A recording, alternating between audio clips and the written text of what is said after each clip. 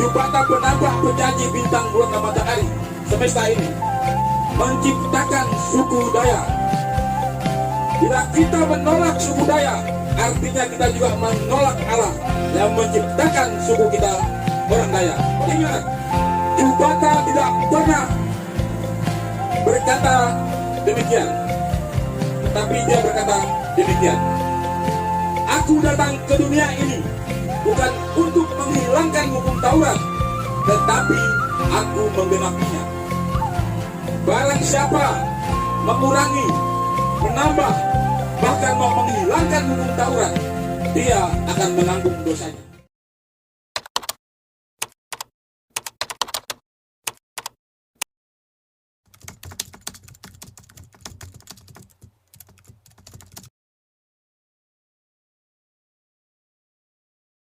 Selamat sore, Jubata memberkati kita semuanya. Yang saya hormati pengurus DPW beserta jajarannya, yang saya hormati DPC yang turut hadir di sini, Barito Utara, Barito Timur, Murung Raya, para tim saya juga dari DPP yang hadir bersama saya, ikut tur, ya, dan para demang, para tokoh adat, tokoh agama, tokoh masyarakat, dan yang saya hormati semua pengurus panitia dan pembawa acara juga, ya, tadi akan saya pantun. Dan yang saya banggakan pasukan merah setanah Dayak yang ada di Murung Raya ini. Orang Dayak itu dikenal dengan rumah betang. Semuanya punya kita rumah betang. Disitulah jati diri kita orang Dayak. Bersatunya orang Dayak, makan, kumpulnya, tidurnya, behumanya, begadangnya, buat adatnya. Disitulah kita orang Dayak. Seiring berjalannya waktu, Dayak itu terkotak-kotak, dijajah oleh orang luar. Presiden pertama itu pernah berkata, kalau yang menjajah kita itu bangsa dari luar, saya tidak akan tunggu lama-lama lagi. Hari ini mereka datang, akan saya sikat. Tetapi jika yang menjajah itu orang kita sendiri, itu yang sangat-sangat sakit. Betul? Dijajah bangsanya sendiri. Tapi kita jangan berkecil hati, dan kita jangan terkotak-kotak. Kita jangan mau dipisah-pisahkan. Kita adalah satu kakek, satu mama, satu bapak, satu darah, yaitu darah Dayak. Kita ini adalah suku yang kaya alam, kaya budaya, kaya tradisi, adatnya, dan termasuk harta-harta yang di bawah ini. Makanya orang-orang luar berebut datang di sini untuk apa? Untuk mengambil semuanya itu. Maka dari itu, saya sampaikan mulai sekarang, Jubata tidak pernah menciptakan satu jengkal tanah pun lagi di dunia ini. Tetapi manusia lahir dan tumbuh tidak beraturan. Jika di zaman ini saja kalian sudah mempunyai tanah pas-pasan, apalagi sempat kalian jual, saya pastikan anak cucumu akan menjadi pengemis, akan menjadi lapar, akan menjadi orang buangan, akan menjadi apa? Suku terbelakang di tanahnya sendiri. Karena apa? Karena hak-hak kalian sudah kalian jual semuanya. Betul? Betul. Jadi mulai sekarang tanah kalian dipertahankan. Kalau ada orang datang, suruh dia bertani, berkebun, bercocok tanam di situ. kalian yang ngupahnya. Kelola tanah sendiri, ya.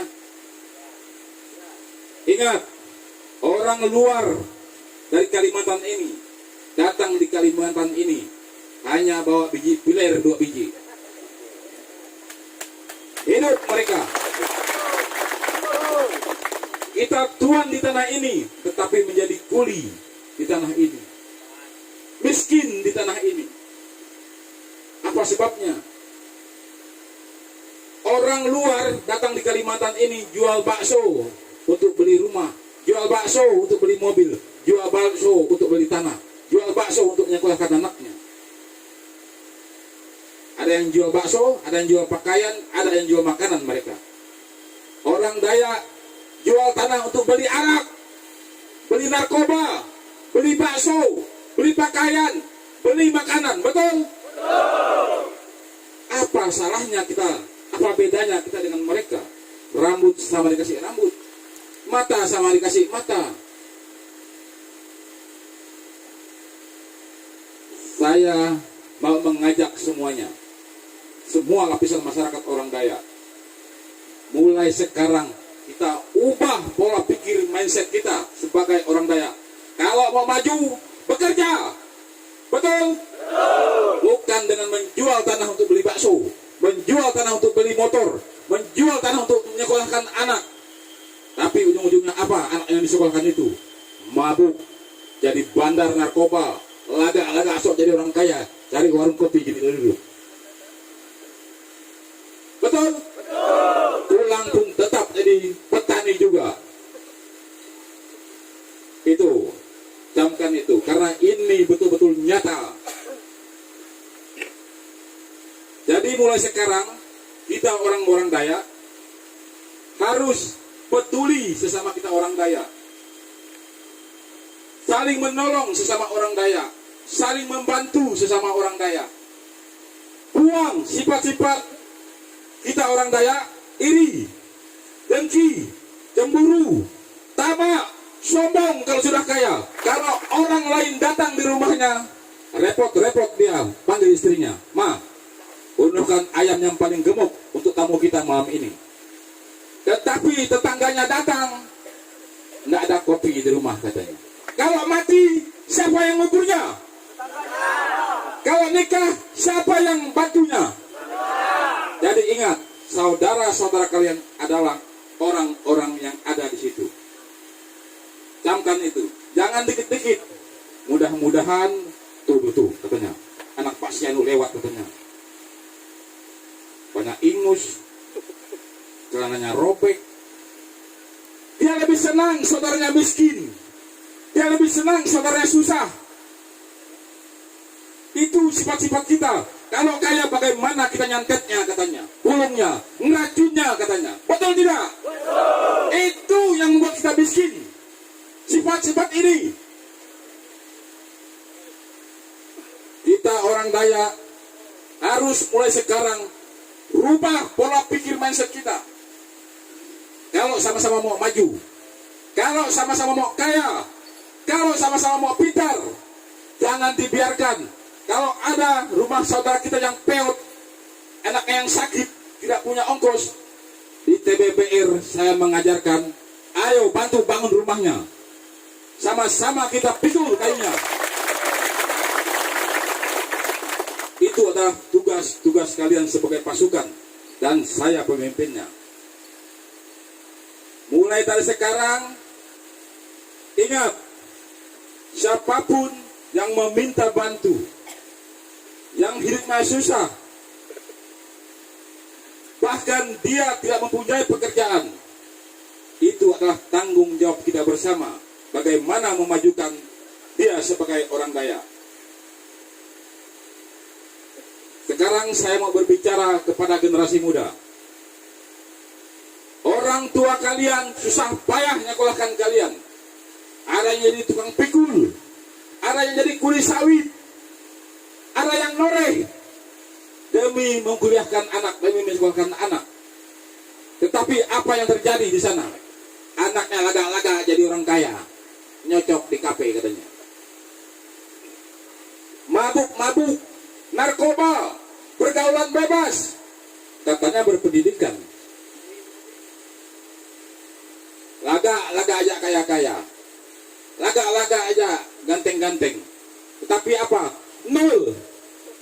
Orang tua nangis darah, bekerja, capek pinggangnya, bahkan lapar pun ia rela tidak mempunyai baju. Demi apa? Demi kamu mempunyai baju, demi kamu bisa sekolah. Tetapi apa yang terjadi? Dia sibuk mabuk narkoba, sibuk mabuk arak, sibuk laga-laga. Akhirnya apa? Sekolahnya tidak jadi.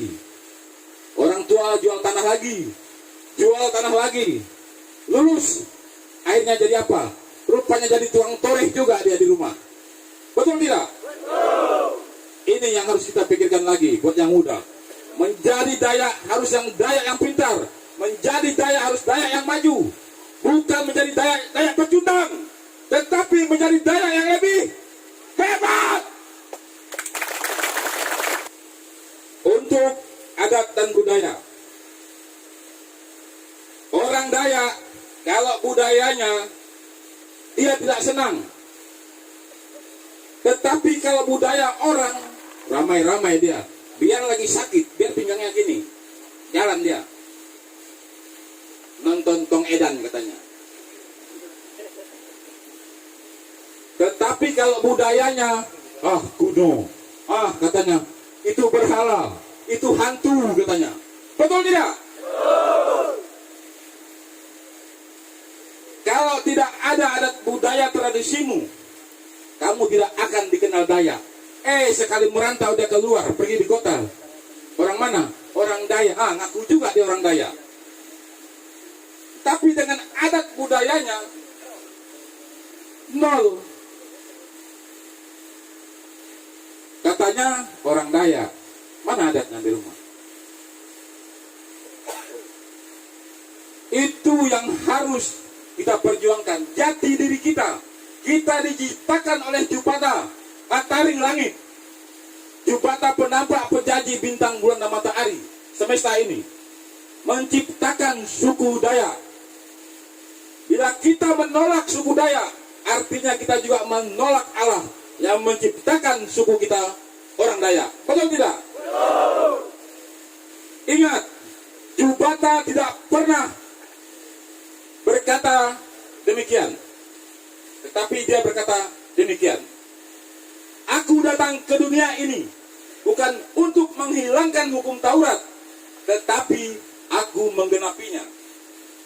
Barang siapa mengurangi, menambah, bahkan mau menghilangkan hukum Taurat, dia akan menanggung dosanya.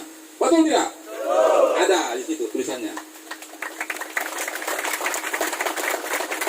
Rasakan orang yang bilang itu berhala, sesat. Dia sudah ada upahnya. Bahasa orang Israel, Jupata itu Yahweh.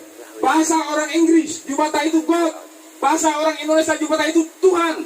Bahasa orang Bali, Jupata itu Dewata. Bahasa orang Jawa, Jupata itu Gusti. Apa salahnya? Dayak sini nyebutnya apa? Jupata? Hatala. Allah itu Jupata itu Esa. Dia yang menciptakan kita. Dia pasti tahu bahasa kita. Betul tidak? Betul. Kalau dia tidak tahu, dipertanyakan Jubatanya. Apakah benar yang kita sembah? Seperti itu. Jadi wajib orang Dayak bangga dengan adat budaya tradisinya. Sekarang saya mau mempertanyakan tanah, ulayat, dan kita orang-orang Dayak. Tanah-tanah kita yang tidak kita tanami, pohon durian, pohon langsak, karet, yang kosong kata orang, yang tidak punya penghuni kata orang. Mulai sekarang kita urus, kita buatkan surat-surat izinnya sebagai tanah ulayat, tanah adat. Jangan cuma ngomong. Kita berkumpul di sini untuk menyelamatkan tanah-tanah kita, adat-adat kita. Tanah adalah kebutuhan kita, hutan adalah kebutuhan kita. Disitulah supermarket kita orang Dayak. Ya, di situ ada banyak flora dan faunanya. bahkan kayu-kayunya bisa kita buat rumah. Bagi kita generasi-generasi muda, itu adalah identitas jati diri kita sebagai orang Dayak. Mau tinggal di negara apapun kamu, mau dicat warna apapun kamu, apapun statusmu, apapun gelarmu, apapun sekolahmu, apapun pangkatmu, dicat warna apapun rambutmu, yang mengalir di tubuhmu adalah darah Dayak. Hidup dan matimu tetap akan menjadi Dayak. Jadi pertahankanlah hingga abdi ragamu. Setuju? Setuju. Buat adat di rumah. Orang beradat sudah pasti beragama. Orang beragama belum tentu beradat. Mulai sekarang ajak mereka beradat. Karena duluan adat, tanpa adat tidak akan ada kita. Tanpa leluhur tidak ada akan kita. Kita bukan keluar dari batu, bukan keluar dari bambu. Ada yang melahirkan kita. Leluhur itu bukan hantu, bukan setan, bukan kita nyembah leluhur, bukan berhala mereka.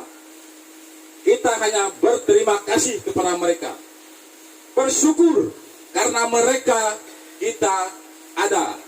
Itulah orang yang beradat. Orang Dayak punya keimanan, orang Dayak punya keyakinan. Mereka datang di keramat-keramat bukan menyembah keramatnya. Itu ada sebuah media. Sama halnya dengan di gereja. Di gereja juga ada patung. Apakah di gereja itu menyembah patung? Bukan. Itu hanya media saja. Sama di keramat. Itu hanya bulian. Itu hanya tempayan. Itu hanya simbol keyakinan kita. Tetapi kita bukan menyembah patungnya, kayunya. Kita menghargainya sebagai pernah dilahirkan kakek kita, ibu kita, ayah kita, dan kita sekarang. Kita berdoa untuk mereka. Terima kasih kakek, nenek, karena kalian kami ada. Jubata, ampuni dosa-dosa mereka, sengaja maupun tidak sengaja. Karena mereka saya ada. Jadi jangan air susu dibalas dengan air tuba. Kita orang Dayak, orang beradat, tahu adatnya. Kalau tidak sekarang mengajarkan adat, kapan lagi? Kalau bukan kita, siapa lagi? Cukup kita peragakan adat kita, tarian adat kita, seni kreasi kita, ukiran kita, budaya kita. Saya pastikan tempat ini akan menjadi destinasi kunjungan wisata luar negeri.